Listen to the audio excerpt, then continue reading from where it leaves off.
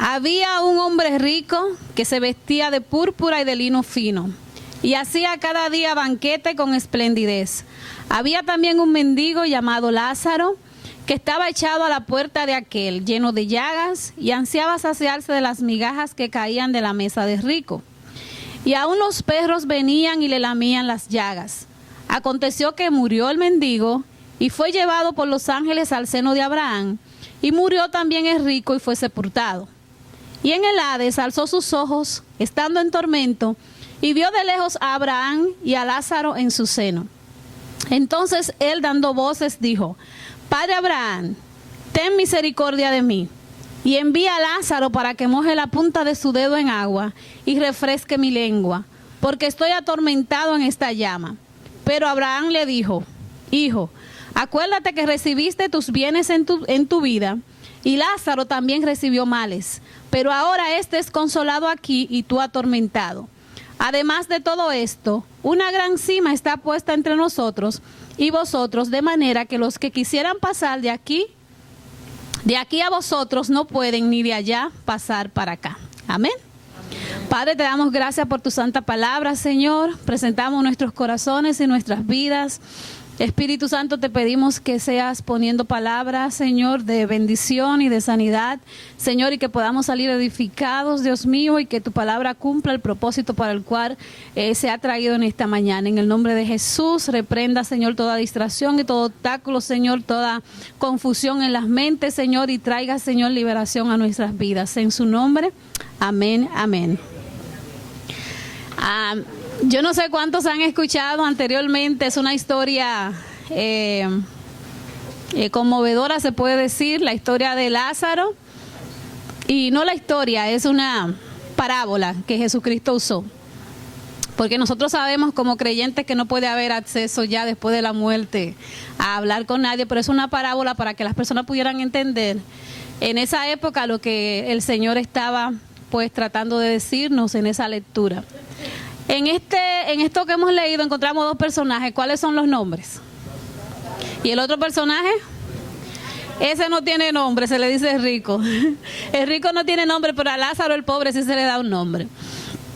Entonces aquí podríamos decir, en este día estamos celebrando lo que es la Santa Cena y lo que es la salvación a través de la sangre de Cristo.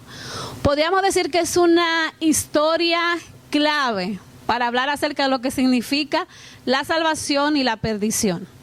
Aquí vemos una persona rica que tenía mucho dinero y tuvo muchas oportunidades, pero no tuvo lo que es la salvación de sus pecados. Y vemos a un pobre mendigo con mucha aflicción, pero que tuvo al Señor Jesús en su corazón. Entonces vamos a ver qué significa misericordia. Misericordia significa inclinación a sentir compasión por los que sufren y ofrecerle ayuda. ¿Cuántos de aquí son misericordiosos? ¿Qué hizo el Señor por nosotros? Que tuvo misericordia. Dice que cuando él veía, cada vez que Jesucristo hacía un milagro, dice que él miraba a la multitud y tenía compasión de ellos, que es lo mismo que misericordia, le daba pena. Y decía también a la multitud, decía: ¿cuántos hay? Pero no tienen quien los pastoree. Entonces el Señor siempre se preocupa de que haya un cuidado para nosotros, sus ovejas y sus hijos. Tenemos que pedirle al Señor que ponga en nuestros corazones misericordia. También la misericordia es una cualidad de Dios en cuanto a ser perfecto, por la cual perdona los pecados de las personas. Como decía el pastor anteriormente, para usted pedir perdón por un pecado en el Antiguo Testamento, habían que morirse muchas ovejas, tenían que ser sacrificadas para que esos pecados fueran limpiados para el pueblo. Y era un sacerdote que se encargaba de entrar al lugar santísimo y de ofrecer sacrificio para perdón de los pecados del pueblo. Imagínense, miles de gente. Y había que presentar ese sacrificio para que ellos fueran perdonados. Era cada año que se hacía. El sacerdote era un humano como nosotros, pero tenía que vivir en santidad y perfecto ante Dios, o casi perfecto, porque nadie puede ser perfecto. Porque si el sacerdote estaba en pecado y entraba al lugar santísimo, se le ponía una campanita en las piernas, y cuando él iba caminando eso iba sonando para que supieran que él estaba teniendo acceso, porque los otros estaban afuera, solo él podía entrar. Y estaba entrando a ese lugar santísimo, y si esa campanita dejaba de sonar, ¿significaba qué? El sacerdote había pasado al otro lado porque estaba en pecado.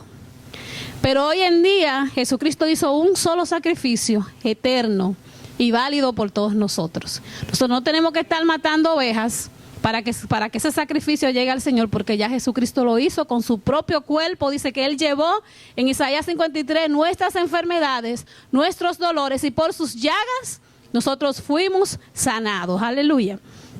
Entonces Lázaro es una variación. El nombre de Lázaro, el pueblo judío se usa mucho que los nombres significan algo.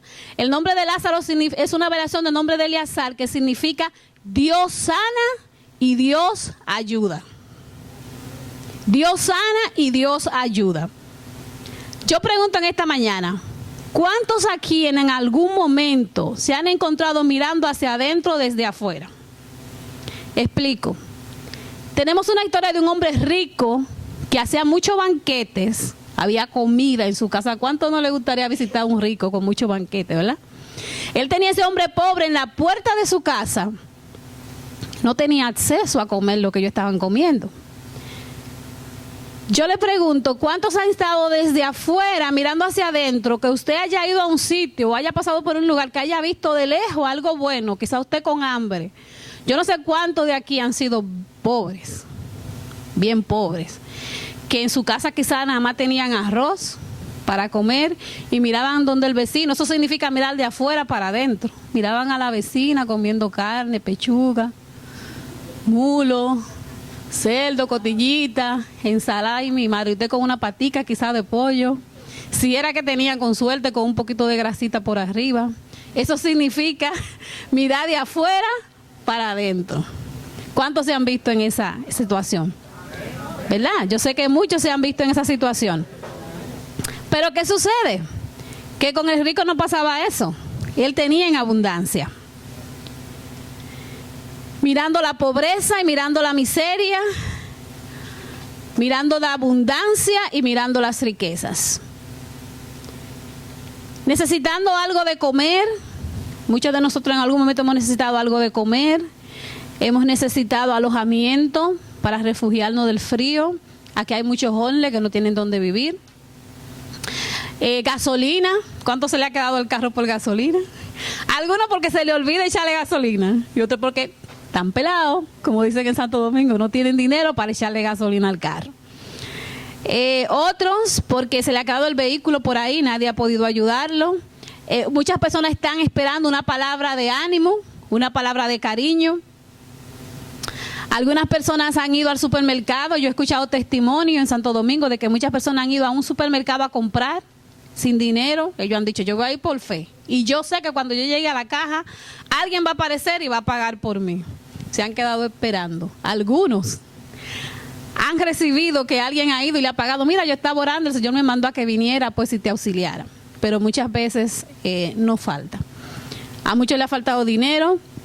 Y no es solo por no tener en la compra del supermercado, cuánto han visto, ¿verdad?, el anuncio de Flipper, los cupones. No es porque no tienen Flipper o no tienen cupones, sino porque no tienen dinero, porque aunque tengas cupones, siempre vas a tener que pagar algo por lo que compras.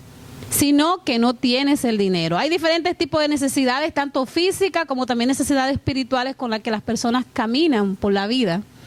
Y que uno no se da el tiempo para detenerse y acercársele y hablarle acerca de una palabra de ánimo, darle, compartir lo que nosotros tenemos, que nosotros quizás digamos, pero yo no tengo para estar dando, lo que yo tengo apenas me alcanza para mi sustento. Pero Dios quiere que tengamos un corazón lleno de misericordia. Hay gente pobre, hermanos, sin acceso a comida, no tienen cuidado médico, no pueden pagarlo.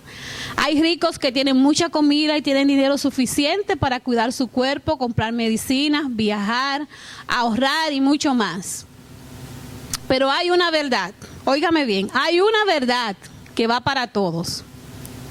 Y es que todos vamos a morir. Todos vamos a morir. Todos nacimos un día, el día que Dios decidió que nosotros naciéramos, que fuéramos un embrión, que tuviéramos el cuerpo de nuestra madre. Pero para cada uno de nosotros hay un día en que vamos a tener que cerrar nuestros ojitos y decir, hasta aquí yo llegué. Ahora bien, ¿usted sabe el día que se va a morir? Y si usted lo supiera, ¿qué usted haría? ¿Usted se ha puesto a pensar algún momento? Nadie quiere pensar en la muerte, más a nadie le gusta ni siquiera ir al cementerio. La gente va al cementerio por compromiso. La caja de muertos nadie quiere verla. Y meterse ahí ni de juego.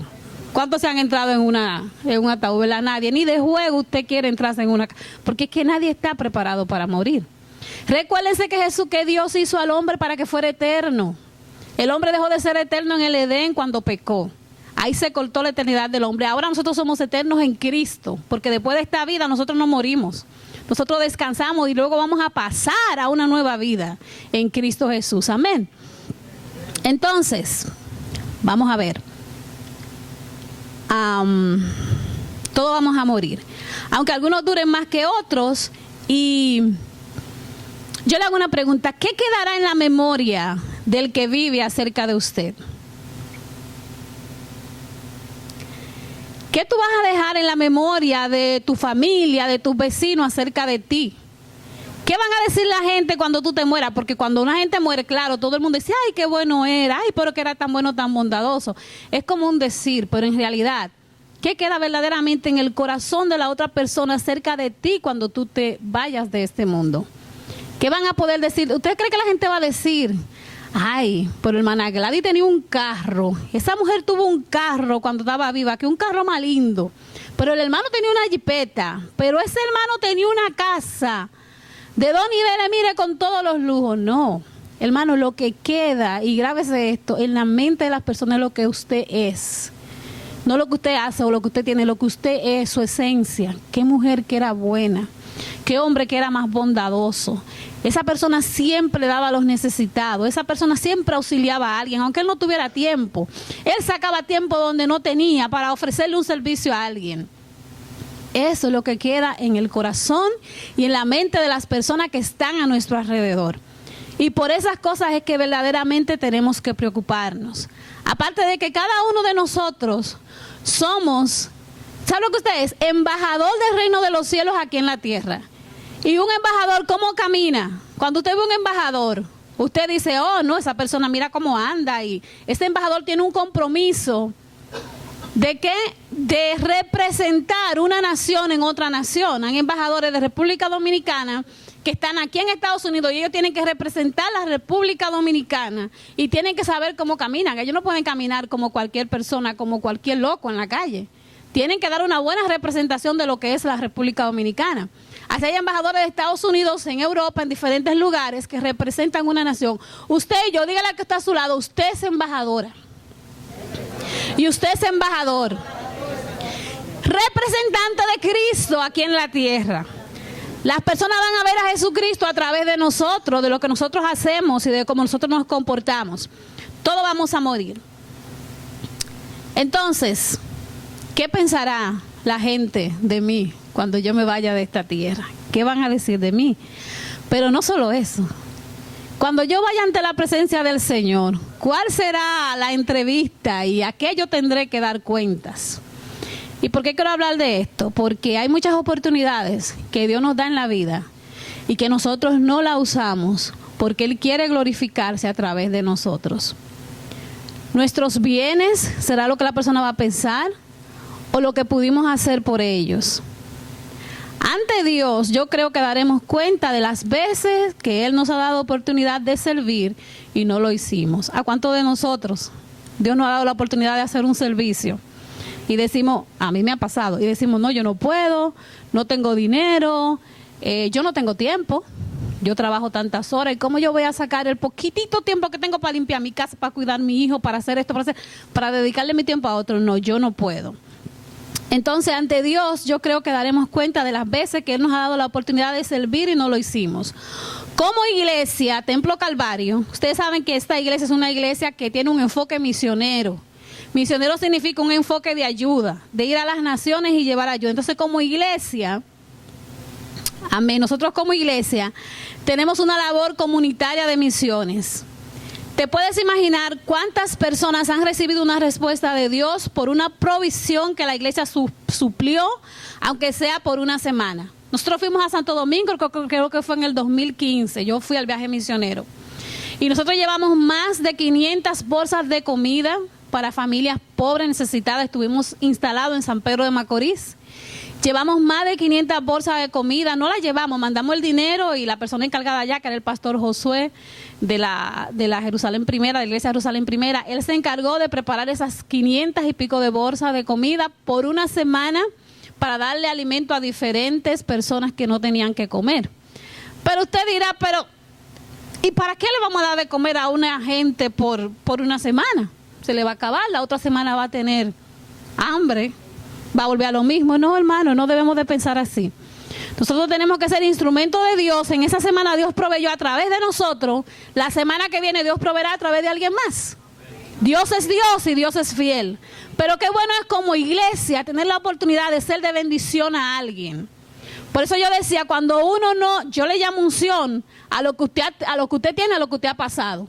Si usted fue bien pobre y tuvo necesidad y pasó hambre, y usted tuvo un día la necesidad de comer algo que no pudo comerlo, usted se va a identificar con el pobre, porque usted va a decir, alguna vez yo me vi en eso. Ahora hay gente que no, que le dan la espalda a la pobreza, porque dicen, yo fui pobre, yo no quiero saber de eso jamás en mi vida.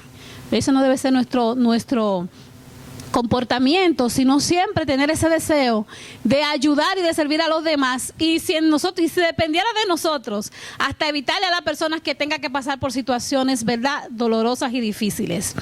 Pero entonces, como iglesia se hace esta labor, es una labor que se hace el año entero, donde se colecta dinero, donde hay personas que hacen compromiso, algunos hacen compromiso de 30 pesos mensuales, otros, los jóvenes hoy van a estar vendiendo empanadas.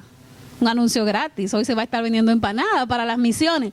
Y todo lo que se colecta es para ese viaje misionero. En ese viaje misionero, Dios, a través de esta iglesia, está contestando muchas oraciones, que por una ofrenda que usted dio de 5 o 10 pesos, usted está llevando la comida a un hogar que usted ni se imagina. La palabra del Señor nos dice que eche tu pan sobre las aguas y que Dios se encargará. O sea, usted da y usted bendice y usted se olvida de eso. Dios no te va a devolver con esa persona lo que tú hiciste, y Dios te va a devolver de otra manera el acto de misericordia que tú has hecho. Aleluya. Amén.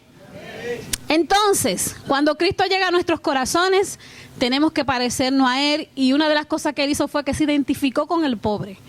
Cristo es rico, lo tiene todo, es Rey de Gloria, y Él vino y se hizo pobre y se identificó con esa comunidad.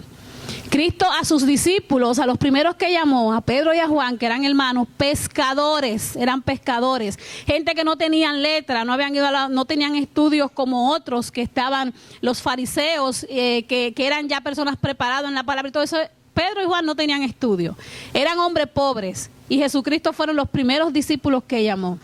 Hizo un milagro en la vida de ellos de provisión, pero ellos no se agarraron de ese milagro de provisión, sino que dieron su corazón y su vida al servicio de Cristo. Le siguieron, vieron milagros a través de Jesucristo. Y no solo eso, eran personas que no eran preparadas, no tenían un léxico, no hablaban bien. Y ellos fueron preparados de una manera tal que cuando usted lee la escritura de Pedro y de los discípulos de Cristo, y usted dice, wow, usted cree que son personas que estudiaron, porque tienen un lenguaje bonito. Inclusive, cuando Pedro negó a Jesús y quería esconderse, no pudo, porque lo identificaron. Tú te pareces a Jesucristo, tú andabas con Él, tú caminas como Él y tú hablas como Él. Porque Jesucristo provocó en él un cambio, una transformación, de manera que el apóstol comenzó a ser una persona diferente en todas las áreas de su vida. Y eso pasa con nosotros. Cuando conocemos a Cristo y leemos la palabra, viene cambio en nuestra vida, en nuestra manera de hablar, de pensar, de caminar, de todo, porque ya somos nuevas criaturas en Jesucristo nuestro Señor. Wow. No pensemos así, decía ahorita, acerca de una comida por una semana. ¿De qué va a servir eso? El mismo Dios abrirá otras puertas para su continua provisión, como yo decía. Es rico, en la lectura de rico, dice que rico, oigan, el rico fue sepultado y el pobre murió. ¿Qué significa eso? En aquella época, para tener un sepulcro, la gente más o menos tenía su dinerito. Ese pobre no tenía nadie. Yo estaba leyendo en los escritos y en los comentarios. Cuando una persona pobre moría, lo tiraban en una fosa común, lo que se diría hoy una fosa común, porque no había pues para él un lugar. ¿Ustedes saben qué? ¿Cuántos de aquí ya están dando su dinerito para su esquinita en el cementerio? Sí, porque se paga en el seguro. Eso se paga. Se va sacando un dinero para usted tener seguro que usted tiene su tumba ya asegurada. En esa época también eran personas que pues tenían su tumba asegurada, pero él no tenía dónde ir. Por eso dice que el rico fue sepultado. ¿A cuántas personas hemos visto que han muerto y se le ha hecho una fiesta? Juan Gabriel, un ejemplo, murió el otro día. Cuántas flores, cuánta gente, cuánta fiesta, cuántos revolú, cuánta emoción, cuánto lloro porque murió. Entonces, cuando ese rico murió, él tuvo su sepulcro, una buena sepultura. En esa época también se buscaba personas para que lloraran, se le pagaba para que lloraran a los muertos. Eso era un trabajo anteriormente, en el Antiguo Testamento. Y seguro tuvo una sepultura tremenda, chéverísima. Pero el pobrecito Lázaro, señores, nada más dice que murió. Y más nada, quién sabe dónde metieron el cuerpo de Lázaro. Pero para que usted vea lo que de verdad en la vida vale la pena. Después que nos morimos, ya. No importa dónde te entierren, ni que te hagan como los egipcios, que lo embalsamaban y lo enterraban con muchas prendas. No importa, ya estás muerto. Entonces ahora en vida es que nosotros tenemos que tomar las buenas decisiones y aprovechar las oportunidades que Jesucristo nos da. Amén. Así que dice que el pobre murió y yo decía, no se sabe a dónde fue. Pero el pobre sí fue llevado, Lázaro dice, que fue llevado por los ángeles al seno de Abraham, a la gloria. El pobre fue llegado a la gloria. Nosotros quizás en esta vida somos pobres o no tenemos lo que queremos. Y no es que Dios quiere que seamos pobres, porque déjenme decirles, ser rico no es malo. El problema de rico aquí fue que tuvo un corazón endurecido, un corazón de piedra. El rico podía decir, pero yo tengo a Lázaro ahí en la puerta de mi casa. Si yo quisiera, yo lo quitara de ahí porque esa es mi casa. Esa es mi propiedad, pero yo estoy siendo hasta misericordioso. Mira, lo estoy dejando que se quede allá afuera. Por lo menos está en un sitio seguro, aunque esté mirando de lejos y yo no le esté atendiendo, pero por lo menos está en un sitio más o menos, no está tan mal la cosa. Aleluya. Dice que el pobre fue llevado al seno de Abraham. No es malo, señores, que tengamos riqueza. Yo decía que el pecado fue la dureza del corazón. Dios nos da oportunidades en la vida para cumplir con un servicio importante a cada uno de nosotros. Pero ese rico no sintió compasión y por lo tanto no aprovechó la oportunidad que Dios le estaba dando de bendecir a alguien. Los fariseos, que eran los que sabían mucho de la palabra en ese entonces, consideraban que ser rico era bendición de Dios y al pobre eran cristianos porque eran supuestamente, eran personas que conocían la palabra, pero para ellos había una diferencia entre el pobre y el rico. El que era rico y tenía era porque Dios le bendecía, el que era pobre era porque estaba en maldición. Completamente incorrecto. Amén. Hay muchas personas que pueden ser pobres y pueden tener una vida digna y una vida honrosa. Eso no quiere decir que usted no esté sirviendo al Señor como se debe. Pero sí Dios quiere que nosotros tengamos no riqueza, sino que seamos prósperos. La palabra próspero significa que la necesidad que tengamos Dios la va a proveer. Que usted no puede estar pendiente a que usted va a ganar $330 a la semana. Sino que no me voy a dejar llevar de que gano $330 en la semana. Claro, no me voy a meter en deuda, pero yo voy a creer que mi Dios suplirá todas mis necesidades conforme a sus riquezas en gloria. Hay una diferencia entre ser pobre y entre ser rico y entre ser próspero. El próspero sabe que Dios está con él y que Dios le va a dar lo que él necesite en el tiempo que lo necesite. Amén. Aleluya. Algunas personas no creen porque no quieren y por más excusa que pongan, la realidad es que tienen un corazón de piedra. El que no va a creer, no va a creer. Ese hombre rico dice que cuando estaba estando en el infierno, con esa llama, con ese calor, dice que le preguntó a Padre Abraham que si Lázaro podía ir donde él y mojarse la mano y mojarle la boca con agua porque estaba sediento, estaba en el lugar de tormentos, en el infierno. Sin embargo, el pobrecito estaba en el cielo, en el seno de Abraham. Y ese hombre rico ¿Sabe cuál era la actitud que tenía? Todavía estando en el infierno. Una actitud egoísta. ¿Saben lo que él pidió? Él pidió que si podían ir a predicarle el evangelio a sus hermanos, porque él tenía 5 hermanos más que seguritamente eran ricos igual que él. Y él quería que se les predicara el evangelio de una manera extraordinaria para que esos hermanos de él fueran salvos y no fueran al lugar de tormento donde él estaba. Nosotros también muchas veces en la vida solamente pensamos en mí, y si en alguien más voy a pensar en mí, y cuando deje de pensar en mí, pienso en mis hijos, en mi esposo, en mi hermana, en mi familia, lo que esté más cerca. Pero yo no voy a pensar en otro, es lo mío, lo que me duele. Dios quiere que tengamos una actitud de que lo que yo quiero para mí, señores, los mandamientos se resumieron en 2. Amarás al Señor tu Dios con todo tu corazón, con toda tu alma, con toda tu mente y con toda tu fuerza. Y amarás a tu prójimo como a ti mismo. Cada vez que vayamos a hacer algo, hermanos, no pensemos en nosotros, solamente en lo que queremos para nosotros, sino, si yo estoy pasando por una situación como la que está pasando mi hermana Blanquita, ¿cómo me gustaría a mí ser tratada? ¿Qué esperaría yo de los demás? Entonces siempre tratemos a los demás como a usted le gustaría que le trataran a usted. Cuando estamos en apuros, cuando estamos en enfermedad, cuando estamos en crisis, ¿qué hacemos? Clamamos. La Biblia dice, clama a mí, yo te responderé y te enseñaré cosas grandes y ocultas que tú no conoces. Aleluya.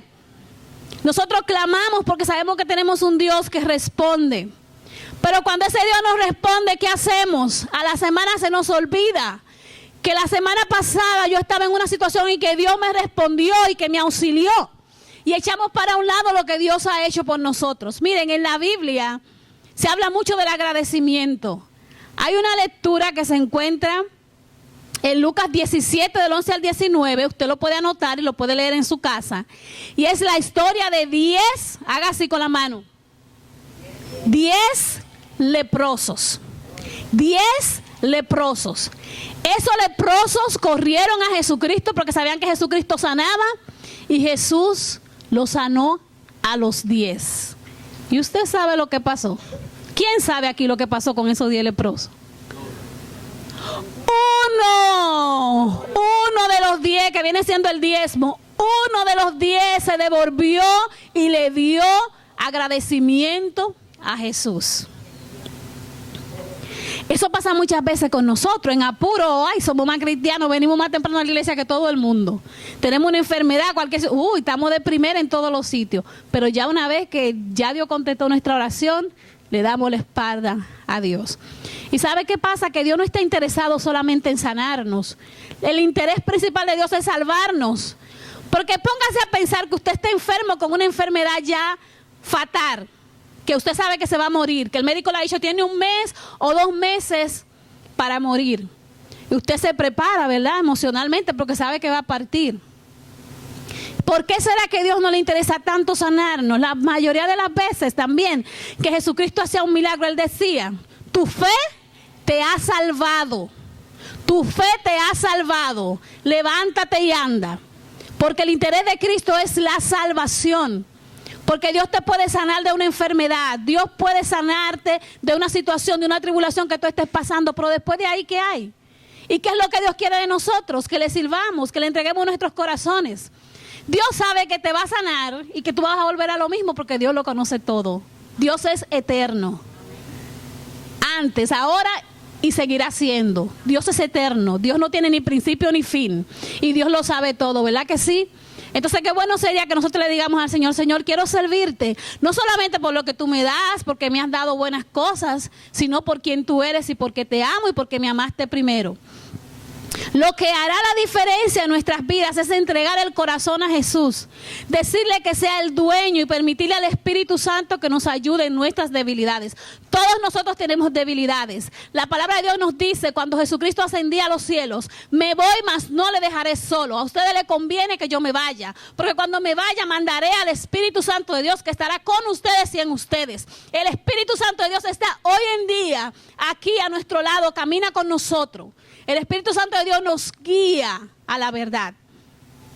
Hechos 1:8 dice, y recibiréis poder cuando haya venido sobre vosotros el Espíritu Santo, y me seréis testigos en Jerusalén, en Judea, en Samaria y hasta los confines de la tierra. El Espíritu Santo de Dios, hermano, nos capacita. Muchas veces nosotros no sabemos qué hacer en muchas situaciones y nos quedamos y decimos, pero ¿qué hago? ¿Cómo actúo? Le voy a dar una idea hoy. Cuando pasemos por momentos en que no sabemos qué hacer, tómese 2 o 3 minutos, váyase a una esquinita, hasta en el trabajo, y diga este clamor: Espíritu Santo, ayúdame, dame sabiduría, guíame a ver cómo yo tengo que actuar en esta situación. Puede ser en tu trabajo, algún problema, una enfermedad, lo que sea. Pida siempre la ayuda del Espíritu Santo, porque eso es gratis, es una promesa que Dios dejó a su iglesia. La iglesia pentecostal, la iglesia cristiana, se distingue por eso, porque nosotros creemos, la iglesia de las asambleas de Dios, creemos en el Espíritu Santo. Nosotros creemos en la manifestación del Espíritu Santo. Y nosotros creemos que el poder de Dios es quien nos mantiene parados y nos mantiene efectivos para la obra que Él nos ha llamado. Aleluya. Yo quiero que en este momento, yo sé que creo que algunos están un poco asueñados, pero no se duerman. Manténgase despierto, tóquele al de al lado, amén. Yo quiero que hagamos memoria de cualquier cosa que hayamos pedido a Dios. Yo no conozco aquí a nadie, yo conozco un poco a mi hermana que está ahí, porque es mi hermana. Yo tengo más hermanos aquí en la iglesia que lo conozco, trato con ellos, pero yo no sé su interior, yo no sé lo que hay en su vida, yo no sé lo que ellos le han pedido a Dios. Pero yo quiero que en este momento, por un minuto, yo voy a hacer silencio, usted piense de algo que usted le haya pedido a Dios, que Dios le dé y que Dios se lo ha dado con mucha pasión, que usted le haya pedido a Dios. Piense.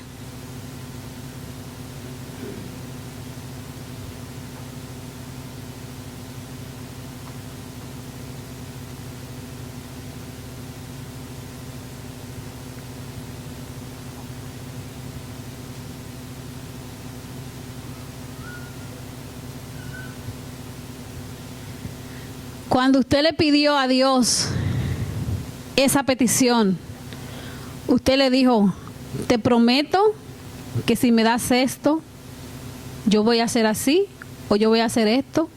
¿Cuánto lo hicieron? La mayoría de las veces que le pedimos algo a Dios, le decimos: Señor, si tú me das eso, mira, yo te prometo que yo voy a servirte, yo te prometo que yo voy a visitar a los enfermos, yo te prometo que yo voy a ayudar a la gente, yo te prometo que yo voy a hacer esto y que yo voy a hacer aquello. ¿Cumplimos con lo que le prometimos al Señor cuando estábamos en apuro? Eso es personal, yo no quiero que usted me conteste. ¿Cumplimos con esa promesa? Dios nos ha dado muchas bendiciones. Dentro de ella está la salvación, perdón de los pecados, vida nueva, vida eterna. Hermano, Dios nos ha dado salud, nos ha dado techo. ¿Cuántos aquí tienen un lugar donde vivir? ¿Tienen techo? ¿Cuántos tienen trabajo? ¿Cuántos tienen alimento de más? Que estamos gorditos por eso en este país.